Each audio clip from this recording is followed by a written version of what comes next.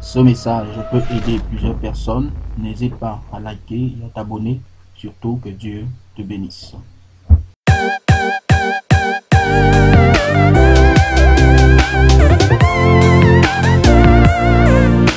La parole du Seigneur véhiculée par ses envoyés grâce au Saint-Esprit. Il est vraiment merveilleux de méditer la parole de Dieu. Je vais vous dire pourquoi. Allons-y dans Actes des Apôtres, chapitre 1, verset 2.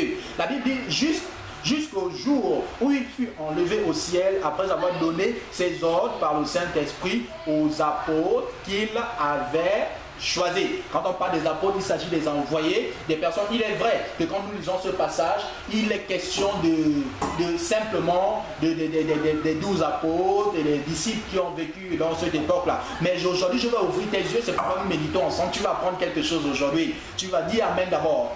Écris Amen en commentaire et je te dis ce que j'ai à te dire là tout de suite. Parce que c'est quelque chose vraiment, c'est une révélation que je vais te donner. Je n'ai pas besoin de fermer les yeux, trembler, disant ouais, le Seigneur me parle. Non, je te donne la révélation aussi simplement que cela. J'aimerais te révéler une chose. Dieu, il a 66 envoyés infaillibles qu'il a envoyés dans le monde et tu dois les écouter. 66 envoyés, il n'y a pas plus, il n'y a pas moins. Il y a 66 envoyés. Et ces 66 envoyés-là, le Seigneur les garde dans le monde, ce sont les missionnaires. Et quand nous lisons ce passage, on dit conduit par le Saint, relisons le verset 2. Jusqu'au jour où il fut enlevé au ciel après avoir donné ses ordres par le Saint-Esprit aux apôtres qu'il avait choisis. Des personnes, c'est-à-dire des personnes qu'il a choisies. On doit croire aux envoyés du Seigneur et ils ne sont qu'à 66. 66 envoyés. Mais tu vas me dire, mes frères, comment ça? Est-ce que tu dis là, est-ce que vraiment, tu te rends compte de ça? Oui, je le répète, il y a 66 envoyés dans le monde qui représentent Dieu et qui sont infaillibles. Tu vas me dire, mais comment ça? Explique-moi. Je vais t'expliquer. Amen. Les 66 envoyés représentent les 66 livres de la Bible. Amen. Ce sont les 66 livres. Ce sont les 66 envoyés du Seigneur qui existent. Nous les hommes, nous pouvons faillir. Je peux, par la grâce de Dieu, à mon humble avis, Dieu a permis à ce que je m'adresse aux hommes, comme actuellement je le fais, je présente le message du Seigneur. Mais je peux être faillible. Il peut arriver des choses que les gens n'apprécient pas parce que je suis faillible. Mais le Seigneur me garde, par la grâce, j'avance. Mais il y a des envoyés infaillibles. Et ces envoyés, ce sont les 66 livres de la parole de Dieu. On a Genèse, on a Exode, on a Lévitique, Nombre, Deutéronome, etc. Jusqu'à ce qu'on arrive à l'Apocalypse. Ce sont les envoyés infaillibles du Seigneur. Mais le monde, le ciel et la terre passeront, mais mes paroles ne passeront jamais. C'est la révélation que je voulais te donner. Que tu saches qu'aujourd'hui nous avons 66 envoyés dans le monde qui sont les 66 livres de la parole de Dieu. Et ici, ce qu'il faut savoir, nous devons être convaincus. Ne doute jamais de ce qui est écrit. Quand tu ne comprends pas, médite. Humilie-toi devant le Seigneur et trouve ce que le Seigneur veut dire par là. Et la troisième chose que nous considérons, c'est la conviction de la réalité de Jésus et ses enseignements. La conviction de la réalité de Jésus et de ses enseignements. Vous voyez, Jésus a enseigné beaucoup de choses. Nous devons être convaincus. Le verset 3. Le verset 3 de Actes chapitre 1, verset 3, la Bible dit, après qu'il eut souffert, Jésus aussi a souffert. Si toi tu souffres aujourd'hui, tu n'es pas le premier. La vie chrétienne, si quelqu'un te dit que quand tu es chrétien, tu ne vas plus jamais souffrir, c'est faux. Jésus lui-même, l'excellent, le modèle parfait que nous avons a souffert. Donc tu peux souffrir, mais sache que tu ne mourras pas à cause de cette souffrance, parce que Dieu est là avec toi. Il leur apparut vivant et leur donna plusieurs preuves, se montrant à eux pendant 40 jours et parlant des choses qui concernent le royaume de Dieu. Pendant 40 jours, il a montré des preuves. Il a enseigné aux disciples. Et aussi là, je vais te donner une révélation. Tu vois, j'ai une révélation aussi à te donner là. Quelque chose à te dire. Vous savez, c'est bien de méditer là-bas. Parce qu'il y a beaucoup de personnes qui n'aiment pas méditer. Ils attendent des grandes paroles. Comme par exemple, sur la démarche, tu vas encore m'attendre, non? Pour que je vienne encore te donner les révélations, n'est-ce pas? Hein? C'est ça, tu vas m'attendre encore. Mais ce n'est pas bien comme ça. Il faut toi-même méditer la parole de Dieu. C'est ce à quoi je t'amène, frère. Ma soeur, c'est ça. Je t'amène dans les Écritures. Médite. Ça, c'est ce que j'ai médité hier, avant de te parler. Et Dieu, il m'a révélé ces choses-là. Ces choses-là, Dieu m'a révélé. Et il y a certaines résolutions que j'ai eu à prendre personnellement. Vous voyez, on nous parle ici. Le Seigneur, il s'est présenté à eux. Il a montré les preuves pendant combien de jours?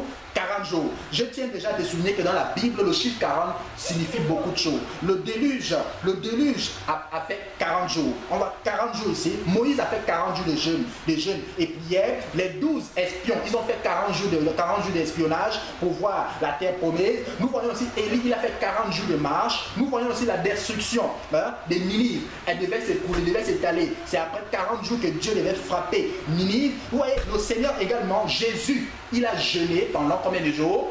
40 jours. Je vais vous dire pourquoi. Pourquoi il y a une révélation dedans?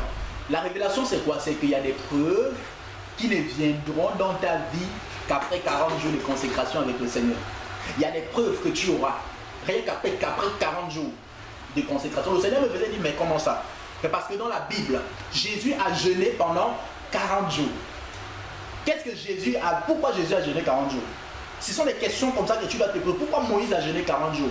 Quand vous allez lire la Bible, par rapport, si on prend le cas, par rapport au déluge, c'est Genèse 7, verset 4, vous allez le lire vous-même, notez. Donc on a Moïse également, Exode 24, verset 18, vous allez comprendre ce dont je parle.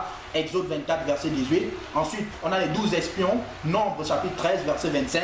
Vous allez lire ça vous-même. On a Élie, ici 1 Roi chapitre 19 à partir du verset 8. Vous lisez ça vous-même. La destruction des Ninive. Vous prenez Jonas chapitre 3 à partir du verset 4. Vous allez voir, on parle de 40 jours là-bas. Vous prenez le cas de Jésus. Jésus également, quand on regarde même dans Luc chapitre 4, on voit ici que Jésus, il a jeûné pendant 40 jours. Le 40 là, ça signifie, même quand Dieu donnait la punition, 40 jours, 40 jours, 40. Remarquez 40. Jésus lui-même, il arrive encore et pour montrer ses preuves, il fait 40 jours avec les disciples. Pourquoi? Ce sont des révélations.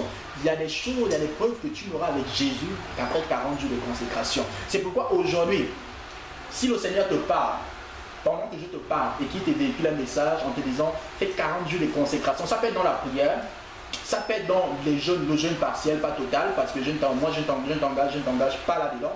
C'est selon que le Seigneur t'orientera.